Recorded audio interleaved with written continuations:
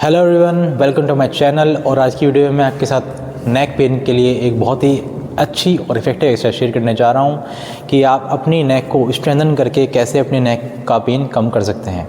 क्योंकि कभी कभी ऐसा होता है कि जो आपकी डीप नेक फ्लेक्सर्स हैं उनकी वीकनेस होने के कारण भी आपकी जो सर्वाइकल स्पाइन है वो इम्बैलेंस रहती है और उसको नेक मसल अच्छे से होल्ड नहीं कर पाती हैं, जिसकी वजह से पुअर पॉस्चर हो जाता है, या फिर पुअर पॉस्चर होने की वजह से भी आपकी जो डीप नेक फ्लेक्सर हैं वो वीक हो जाती हैं और आपकी गर्दन में परसिस्टेंट पेन देती हैं। तो मैं आपकी इस वीडियो में आपको ये सिखाऊंगा कि आप अपनी डीप नेक फ्लेक्सर को कैसे स्ट्रेंथन करके अपने नेक पेन को कम कर सकते हैं। तो आइए स्टार्ट करते हैं डायरेक्ट प्रैक्टिकल डेमोन्स्ट्रेशन के साथ।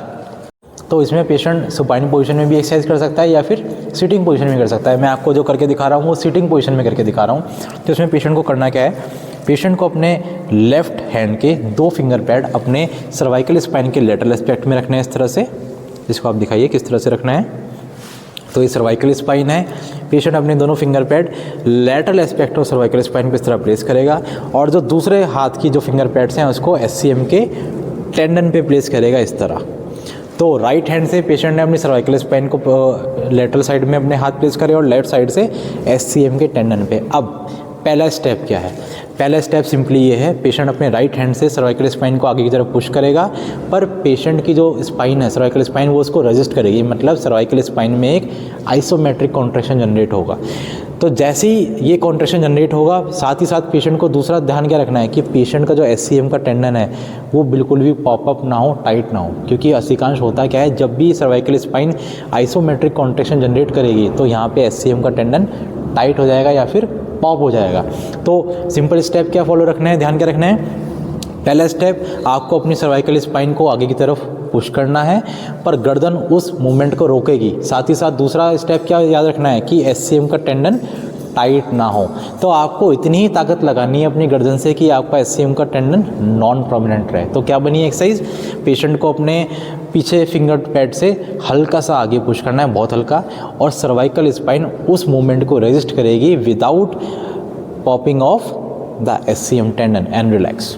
फिर से कैसे होगा, पेशेंट को अपने फिंगर पैड से आगे पुश करना है इस तरह बहुत आराम से, और गर्दन उसको पीछे पुश करेगी, पर ध्यान क्या रखना है कि एससीएम का जो टेंडन है वो टाइट ना हो। जैसे ही एससीएम का टेंडन टाइट होना शुरू हो जाए, आपको अपने फोर्स ऑफ कॉन्ट्रैक्शन स्लो कर देना है। तो इस तरह से आप अपनी डीप नेक फ्लेक्सर को स्ट्रेंथन कर पाएंगे और अपने गर्दन को बहुत ज़्यादा पेन फ्री कर पाएंगे एंड रिलैक्स।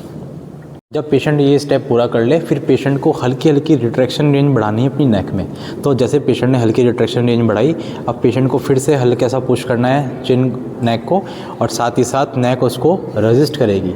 यहाँ पर भी यही ध्यान रखना है कि जो आपका एससीएम का टेंडन है वो टाइट ना हो, क्योंकि जब तक एससीएम का टेंडन टाइट नहीं होगा तब तक आपकी डीप नेक फ्लेक्सर बहुत अच्छी तरह काम करेंगी, उनकी बहुत अच्छी स्ट्रेंथनिंग होगी। ऐसे करते करते ही आपको अपनी नेक रिट्रैक्शन की रेंजेस बढ़ानी है और सर्वाइकल स्पाइन का आइसोमेट्रिक कॉन्ट्रैक्शन जनरेट कराना है बिना एससीएम टेंडन के, बिना एससीएम मसल के टाइट किए बिना एंड रिलैक्स। तो आप भी एक्सरसाइज ज़रूर ट्राई कीजिए। जितने भी लोगों को क्रोनिक नेक पेन है उनके नेक पेन में बहुत जल्दी राहत मिलनी शुरू हो जाएगी। सो अपना फीडबैक आप हमको कमेंट सेक्शन में ज़रूर बताइए। Till then stay connected and thank you.